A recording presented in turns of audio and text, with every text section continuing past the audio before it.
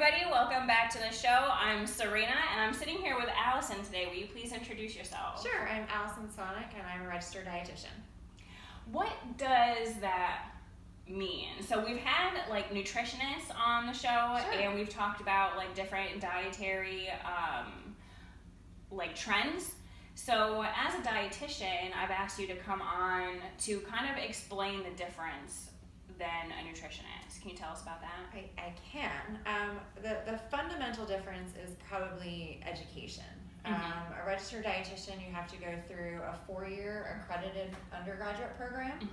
We have a credentialing agency, CDR, and that undergraduate program not only includes obviously nutrition. We take courses like nutrition across the lifespan, and but it's also very heavily science-based. Right. So you have to do organic chemistry, microbiology. But in addition to that, so your nutrition, your science, you also have to take accounting and public speaking and psychology, and all of that is marketing. All of these things are part of your education. So you leave that 4 years, not only with nutrition knowledge, but with a sense to be a leader in the community. That's amazing. And then once you get through that 4-year program, you do an internship through a graduate school. 30% of people who apply for those internships get them, so it's a challenging step. It's not awesome. an easy task to become a dietitian. And then following that, you do have to take a board certified exam, and you're recertified every 5 years. You have to do 75 continuing education credits. So there's a lot of education in being a registered dietitian. And not to say that nutritionists aren't as well educated either. I just don't know that it's as regulated, the education system. Well, I would imagine that as a registered dietitian, there's a lot more that you can do for a client than a nutritionist. Exactly, and I say we are introduced to a little bit of everything. From, like in the last week, I got a question: what's a great high-calorie food for a toddler who's a picky eater? And likewise, I'm working with a 93-year-old diabetic. So you can truly cover a range of areas of expertise. That is really inspiring in that as a personal trainer, I've always wanted to go the nutrition route as well, to be able to have like a more well-rounded practice for clients. So would you, as far as like helping people to like lose weight and really change like lifestyles and stuff, would you recommend the nutritionist route versus the dietitian? And it depends, I guess. Because the dietitian field is so wide, some are very passionate about weight loss and they put all of their energy into that. And I know nutritionists, that tends to be more their specialty. So, either way. And I will say, within the last 3 years, the credentialing agency has made it. We're now registered dietitian nutritionists, right? So we have the N at the end of our name. I guess if specific goals are weight loss, then a nutritionist is certainly qualified to do that. Right. I feel like no one person is very clean cut. Usually when people are seeking weight loss, they do have some of those other underlying medical issues like prediabetes or something like that a dietitian may be more helpful towards. So I think it's situation specific. All things to think about, because I feel like maybe that kind of like vibes with me a little bit more. Now, as far as like losing weight, and like you said, everybody's different. Sure. So as a dietitian, I feel like maybe you'd be a little bit more receptive to how people's bodies react to like different diets and stuff. Absolutely. Yeah. No, I say the diet that works is the one that works for you. Yeah. Period. And what works for me might not work for you. Exactly. Yeah. And then the difference, do you do gender differences as well? because there's a big thing about that. Now, my husband can eat all day long and not gain any weight.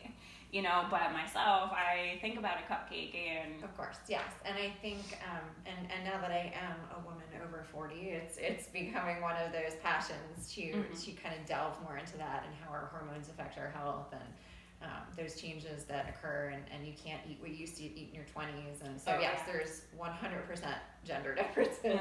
I learned that the hard way, that you can't eat what you used to be able to eat, because I love spicy food. But now I've been waking up with heartburn, and I was like, well, why do I have heartburn? I don't understand. And now I'm thinking it's all the spicy food I eat. Probably. So that never used to happen, and it happens now. What is it about the dietitian that drew you in? Why did you decide to take that career path? The short answer is I love food, and a dietitian came to career day at my high school, and it sounded really cool. The slightly more lengthy answer would be environment met passion. I grew up my mom has a master's in nutrition education, so healthy eating was a part of my upbringing. But we're also an Italian family where food is loved. We're full Italian. Every holiday, every joyful moment in my life was celebrated with food. Amazing food. Yes. I also had a passion for science, and I wanted a career where I could help people. So it seemed to kind of, meld all of those passions together. Yeah, I like that. This is very inspiring.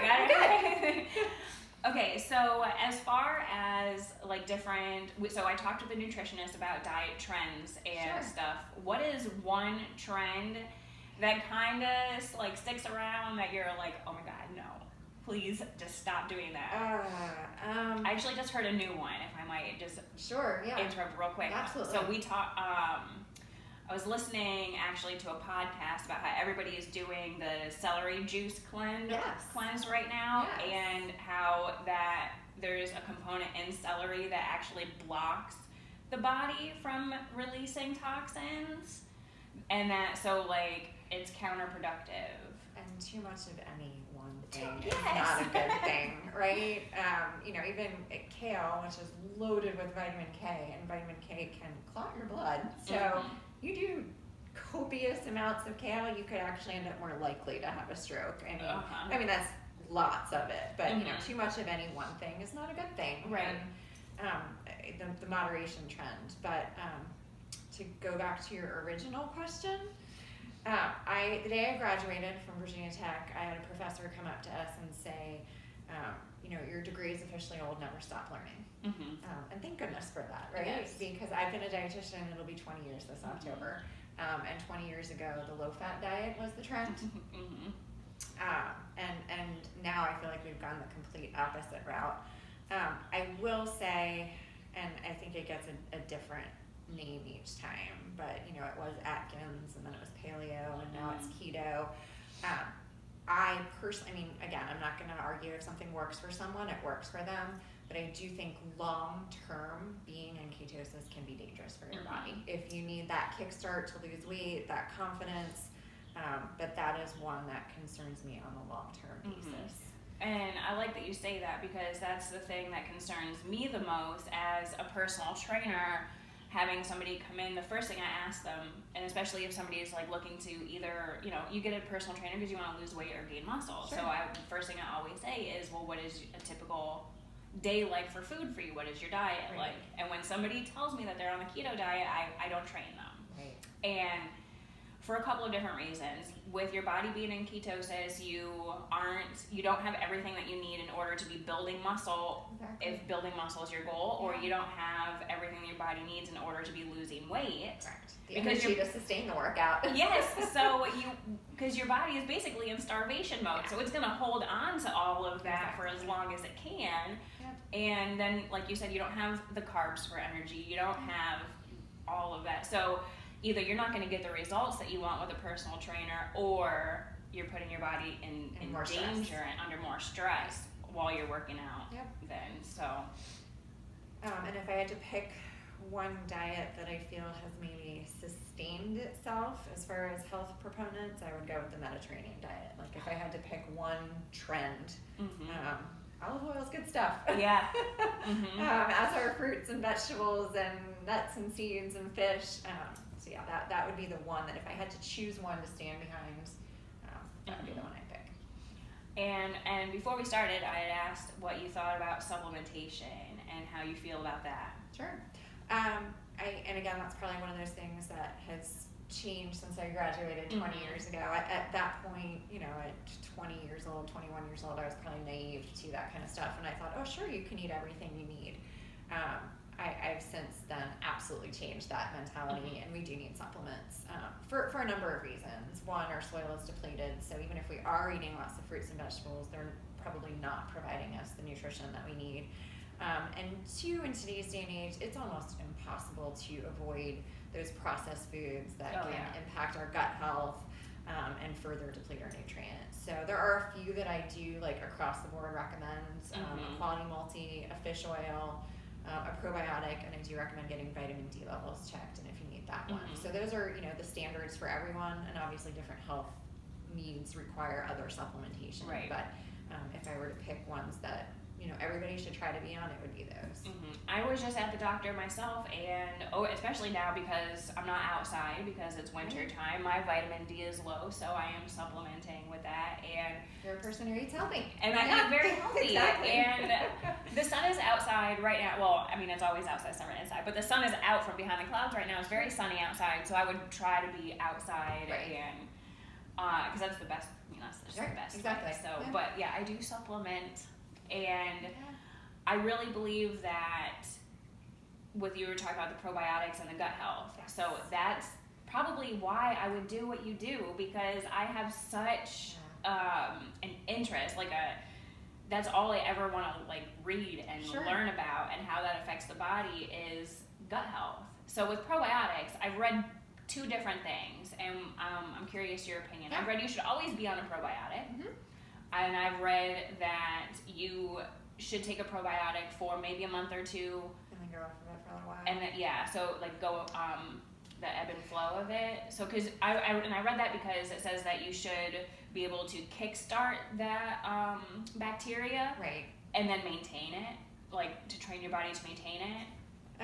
And we do them all the time. I will say, we're the low dose all the time. If anyone in our family is under a stressful situation, either physical or mental, then we increase the dosage. I think we constantly need to be repleting the good bacteria because of environmental toxins, food toxins. I don't know that you can ever get to that point where you're making enough. Yeah, I agree with that. Yeah. And then, what is your favorite thing about your favorite thing? So my favorite is the gut. Yeah. So what is your favorite thing to talk about, and why? It's changed over the years. I'll be honest with you. I think initially I was a critical care dietitian. I worked in ICUs. So at that point, it was tube feeding and TPN and sustaining life for people who were intubated and sedated. And I would get excited over those calculations, and almost to the point where I felt guilty, right? These people are dying, and I'm like, ooh, I get to calculate a tube feeding. But it was exciting to be a part of a care team that brought people back to life. Right, and having that passion is very important, especially when somebody's life is in your hands. And you would see people come back to life, and it was amazing. Now it's definitely the thing. My peer group, right? The working mom who has active kids in sports. I want to help those people. I want to help them get healthy food on the table and avoid the Chick-fil-A line. Chick-fil-A. Right? And it's the thing that your kids ask for as they're driving home from practice, and no, I have something healthy for you at home because I prepped and prepared and planned for it. So yeah, that is right now just that getting the food on the table to your family, the family meal. That's my thing. Yeah, and again, as your Italian background, is having the family all around the table at the same time. It's very important, I believe, for the family unit. It is, and beyond the physical, you're going to eat slower, right, which aids in digestion, and you're going to probably eat less because you're communicating with your family. You're not mindlessly eating, right? You're having that conversation. But there's also, I think, that psychological component of you're connecting, you're getting to know your kids. So it goes so much beyond the nutrition. And I think when you talk about, I said passion meets environment. Food is so much more than just what sustains us physically. There's a lot of emotion involved in food as well, and comfort. And when I was working in hospitals, I was very sensitive to that issue because people have a healthcare crisis, and maybe the only normal thing now for them is breakfast, lunch, and dinner from their life prior to that. So utilizing that to help them fuel and get better, but also have that normalcy of this is something that I do every day, that I used to do before said healthcare crisis. And the importance of that routine, I know with my kids, they are very much so, they need to eat not the same thing every day, but if I throw a wrench in everything, in what I'm making for them, sending them to school with or whatever it is, they come home and they're just what did you do into my lunchbox? Especially my oldest, she just is like, I didn't eat anything because I didn't know what to do with this. So to have that. Got that yesterday. The tuna made the bread soggy, so she didn't eat lunch. And I'm like, well, you enjoyed that the day before, but that was on crackers, not soggy bread, I get that. That it is part of the routine, and but change agility, right? You gotta introduce that in all different sorts of ways. Now, what about like nutrition for kids versus like nutrition for adults? So I have an 8-year-old, a 10-year-old, and a 13-year-old. Gotcha. And my 10-year-old son will eat just, he's a boy. He'll eat whatever you put in front of him. Absolutely. And my girls, forget about it. They won't eat anything. So how do you deal with that? Because you were saying about taking toddlers. Yeah. So I think there's a mindset out there that the parent decides what the child eats and when they eat, and the child decides how much they eat, right? So we will I don't short order cook. What I make for dinner is what's for dinner, and what they eat is what they eat. I try not to make it a battle. Yeah. There are nights where, and this more so when they were toddlers, I had one kid that would only eat the protein and vegetable, and the other one that would only eat the starch. And together they're eating a complete meal. I do think as kids get older, they grow out of those habits. The best thing we can do is model the good behavior. And provide the healthy food. Feeding girls and boys is very different. I have a 12-year-old girl, a 14-year-old boy, and the 14-year-old boy has first dinner, second dinner, third dinner. It's constant. And as much as, fruits and vegetables are amazing, and we eat a lot of those, they don't fill a growing teenage boy. Right. So you need to make sure you've got those satisfying proteins and fats and things like that, so that they're not constantly going back. But, my son likes, because you know how like the Honeycrisp apples, they're like the size of your head, Yeah. so he will eat one of those, and then he'll eat a banana, and then he'll go for the graham crackers, and I'm like, Ethan, if you're hungry, let's make you a meal. Right, exactly. Because like you said, everything from your fiber to your protein to all your vitamins and minerals and stuff, all of that was going to keep you full, satiated for hours at a time. And that's one of the things that I try to do myself and coach my clients to do, is to have some of those meals, if you will, always in the ready. Yesterday, mid-afternoon, I made a vegetable frittata, fruit salad, and hash browns. Sounds delicious. My son ate it as an after-school snack. My daughter ate it for dinner, and my husband ate it for breakfast this morning. It's one of those. It's an anytime food, and it's got that nutrition that they need. So just that sort of thing versus a snack food, right? The potato chips aren't going to fill them up. Real food is. Yeah, and I'm wondering how you feel about the different, like a plant-based diet or a vegetarian diet. So now we eat mostly plant-based. Sure. And it started a few years ago. I went to yoga teacher training in 2016, the beginning of 2016, and we would read books like Yoga and Vegetarianism and watch the documentaries and stuff. And at first I was like, I just want to do yoga. I don't care about this. Sure. But then the more I thought about it, the better we started to eat. So we don't eat meat anymore. I don't prepare it in the home. But that's not to say, when I go out to a restaurant, I went to Matchbox. Have you been there? I haven't. Oh, and One Loudon? Yeah. God, go there. Okay. This is not, it's so good. I had their mini burger sliders and very, very delicious. So I'll eat it like if I'm out. I don't deny myself, because I feel like that's the failure where people fail at diet. So exactly. 80% of the time we only eat plant-based. Yeah. And that's awesome. Would you say that somebody who eats that way versus somebody who even eats like the grass-fed, hormone-free, all this, is there like a better way? I support both. I think if you're primarily plant-based, you do need to make sure you have the B12 vitamin supplement in there. I do. Right? But I don't think there's anything wrong with the grass-fed organic meats either. Right. I think there's a mindset, right? And I actually think that the vegetarianism is the trend of our future. Yeah. Especially as people are becoming more aware of agricultural farming and all environmental effects. Exactly. I definitely think that there are, however, some, and it's again that individual specific thing. Some bodies do thrive better when they're called HBV, high biological value proteins, and those are your lean meats, that kind of stuff. So people do function better with those. Some, and others can do just fine on the plant-based diet. Right. So I think it's, again, I think it's the trend. I think it's the wave of the future. I think it's awesome if you are supplementing, but it's not for everyone. Right, and I understand that too. And like, for example, we watched Cowspiracy with our kids. Yeah. No, don't judge me. If you've seen it, if you haven't seen it, find it. It's terrifying. You'll cry. I have not. It's bad, and that's the reason from that. Sure. Not just that documentary. I've done my own research, Absolutely.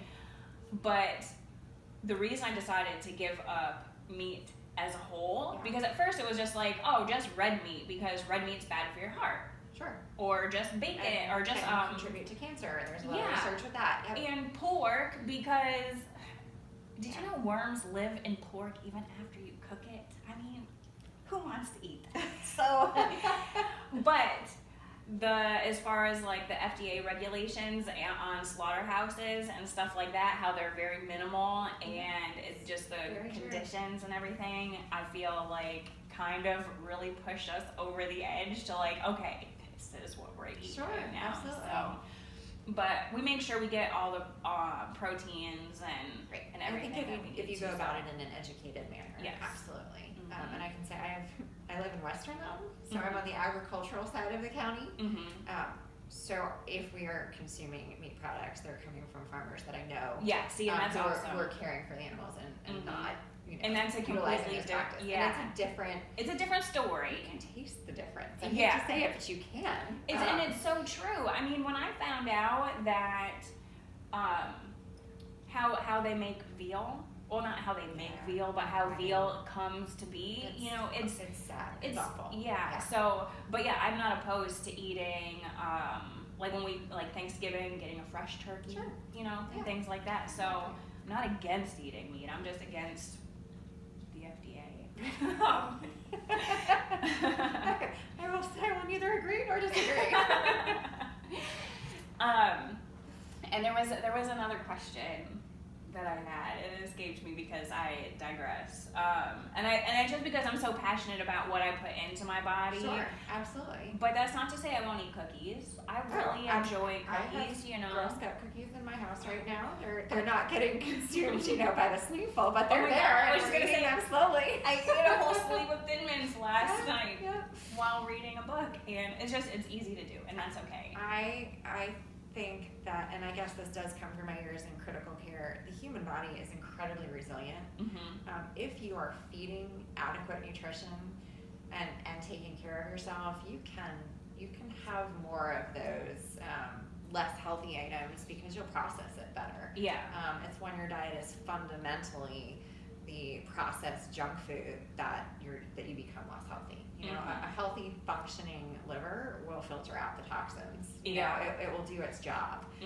So as long as you're providing it with what it needs to be healthy, you're okay with the occasional Girl Scout cookie. Yeah, and that's what I really like about doing all this research and talking to so many people, because the reason why we started this podcast and YouTube videos and everything that my sister-in-law and I are doing is because when somebody decides that they're sick and tired, okay, and now I want to do something about it, they're going to go onto Google, and that's just as bad as like when you're sneezing and you go on WebMD, Exactly. and you find out you're dying. You're dying because you have a sneeze. So I just kind of want to break the stigmas away from not being able to enjoy your life while you're trying to live healthy. A lot of people view it as like a punishment on their bodies, when you shouldn't take care of your body because you want to punish it, but because you love your body. Exactly. So, and it still should be fun, and eating healthy can be fun. It can be. And I will say, my household is not normal. My husband's a chiropractor and I'm a dietitian.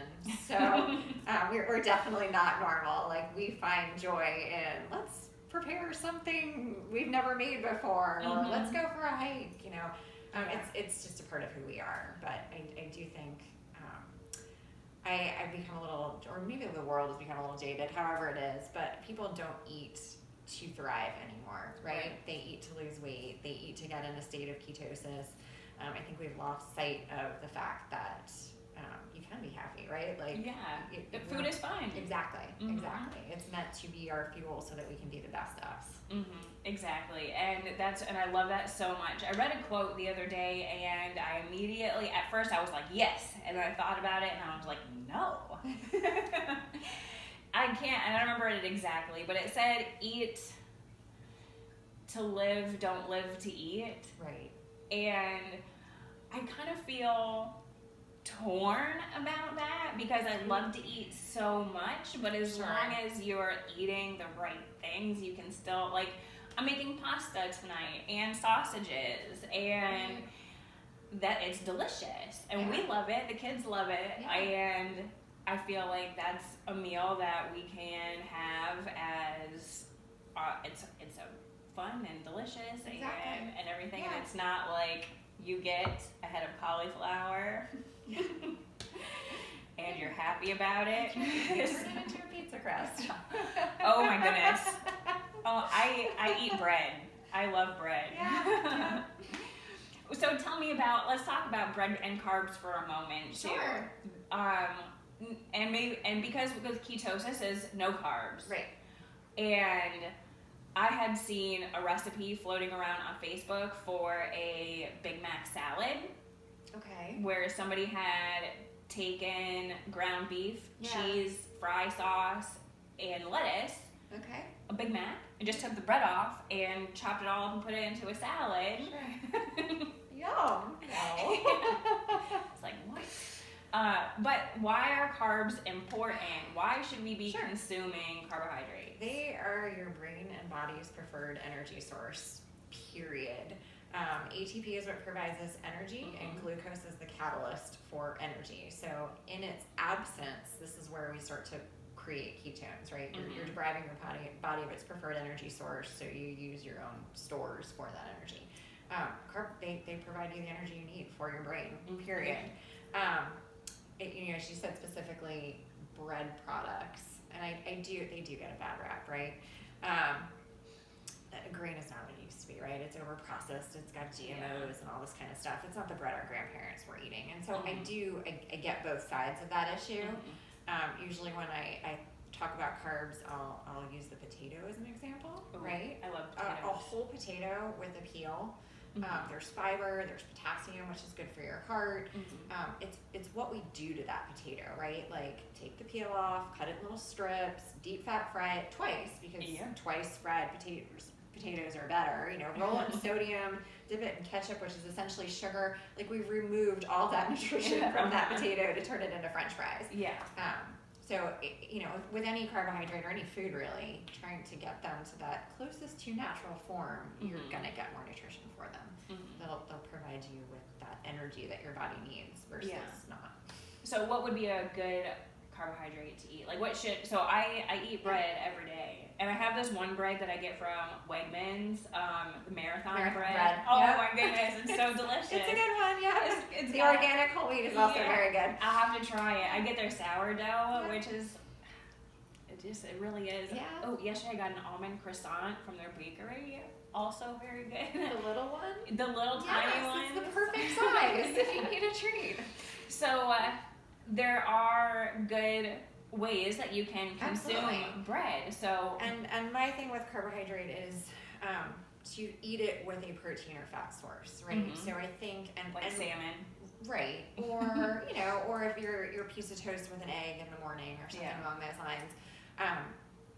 Why that high carb, low fat diet didn't work 20 years ago was because people were just doing carbohydrates. We turn it into sugar.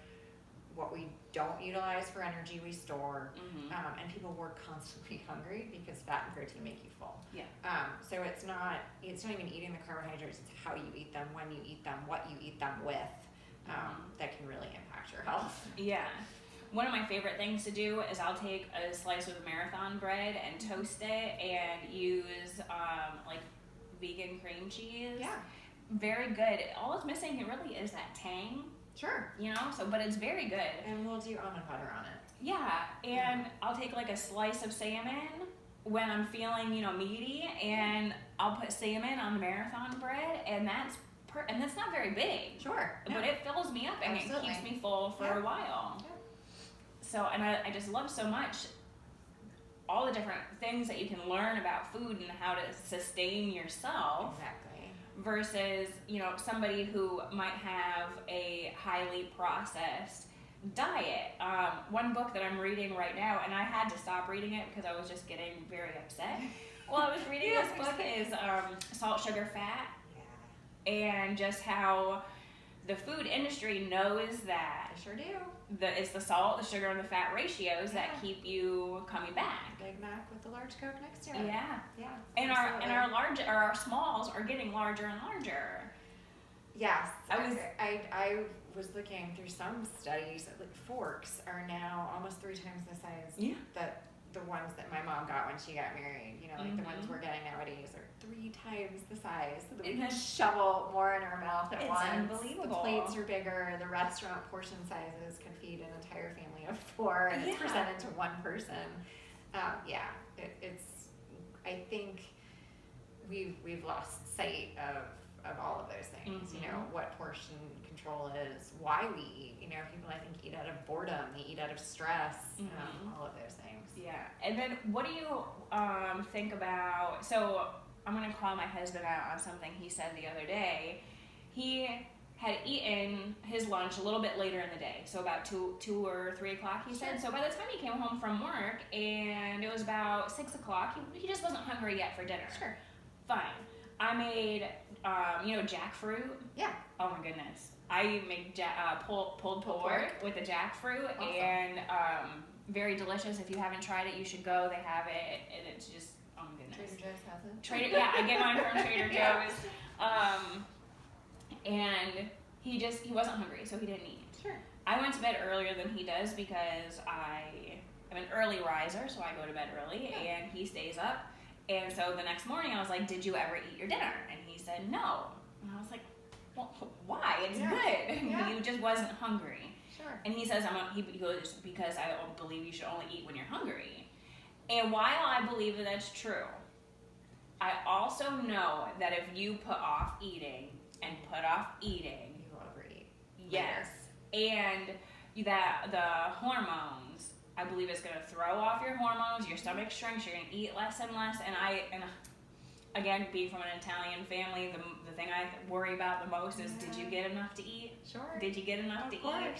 eat? And so, and I told him, I said, your body still needs food. Right. So he didn't eat from 2 o'clock the previous afternoon until breakfast the next day, and I thought that was not good. So can you tell me, am I right, or is he right? You are correct. You are correct. You need.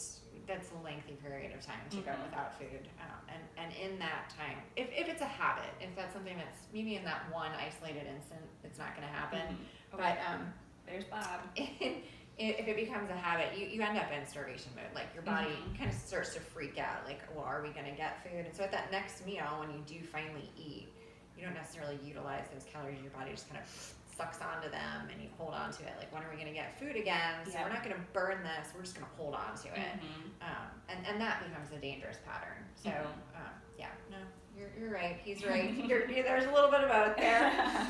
Yeah, so I was telling him, I said, you should have just maybe had, like, I don't know, a piece of fruit or something. And, our fallback is half a banana and some peanut butter kind of thing, just to get a little something in there.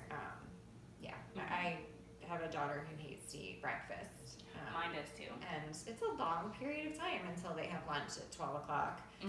So just a little something, half a banana and peanut butter, or and once we started to develop that habit, now she was getting a little bit more creative with her choices. But my oldest daughter, she likes to take our protein bars, and we have like apple and cinnamon, or some are peanut butter flavored, and she'll just take that in the morning to school with her. Another question. So speaking of what we were just talking about, intermittent fasting. Tell me about intermittent fasting, and why do people do it? I like to eat too much. Sure, I was gonna say I could never do it. Even like fasting for a blood test is torture for me. I'm a foodie at heart. So fasting has been around, I mean, forever, right? Mm-hmm. Like religious fasts, and there is, I think, some validity to that rest that you allow your body. I think it's become trendy though, right? And if you're fasting and then you've got your however many hours to eat and you're not eating nutritiously, it's counterintuitive. Yeah. So if done correctly, I think it can be great to, again, short period of time, reset your body. There's and it was Dr. Phil like a million years ago. I remember him saying, if your habit is to sit in your living room chair and eat ice cream every night, change the habit. Move the chair, start a hobby, something like that. And so I think if people's habit is to constantly eat, and again, they need something to shift that pattern, it can be beneficial, but it has to be done right. You have to eat healthy things while you are eating, and not, okay, well, I broke my fast, I'm going to go have the Big Mac salad or whatever it is. Do you think it's good for weight loss?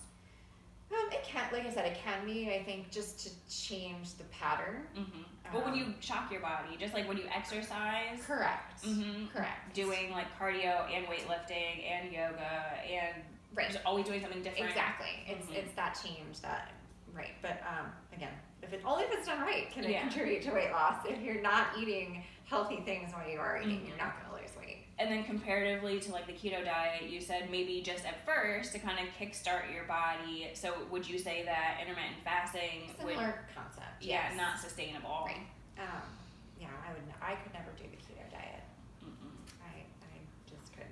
But again, I know it works for some people, and they swear they feel so much better while they're doing it. So I'm not going to negate that. But I have a hard time thinking that all of that saturated fat can be good for you long term. I just really feel like, and again, if done the right way, under a doctor's supervision and a dietitian to learn about what's better, not I get to eat high protein, high fat diet, so I'm going to eat all of the bacon and cheese. Exactly. But maybe learning avocados and olive oil and I did work for a bariatric surgeon, and we would put people into ketosis prior to surgery to help shrink their liver so that they could get to the stomach more easily. It was a safety thing. Yeah. And it was done, with protein shakes and things like that. So again, like you're right, under that medical supervision for a reason, absolutely. But yeah, I've heard a lot. I had a double bacon cheeseburger, but no bun. Yeah. It's not the bun that you have to worry about.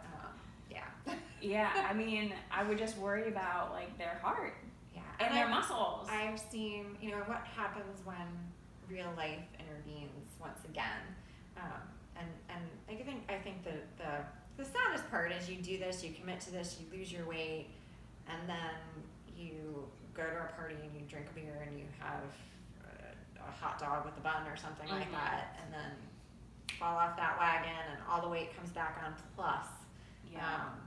And I think that, again, that dieting mentality is just created, it's a health epidemic, essentially. Yeah. So I want to help people, not with what they eat, yes, but also realizing that it's not about dieting. Like, a healthy lifestyle change is not about dieting. It is about what you put into your body. Right. But it's not about restriction, it's not about the punishment, it's not about, it's like changing the mindset from I can't have that to, I want to eat this because it's good for me. So exactly. And I don't know that there's fundamentally any good and bad foods, right? Like, yes. Food is food. Just how we treat that food is ultimately what's good and bad. Right. Yeah. So this has been great. I mean, I'm sure I've got 1,000 more questions for you. I'll probably email you all of my questions. Yeah, no, that's totally fine. Because this is what I could talk about all day long. Sure. No, obviously me too. All right. So I really appreciate you coming on. I had a ton of fun. And I hope you guys all learned something. Yeah. Learned a ton. feel free to reach out, send emails. All of that contact information will be linked in the description box below. Okay. I'll put websites, Awesome. anything like that, all down in the Perfect. thing in the bottom, so everybody can get a hold of you if they want to. So thank you guys, and we'll see you soon.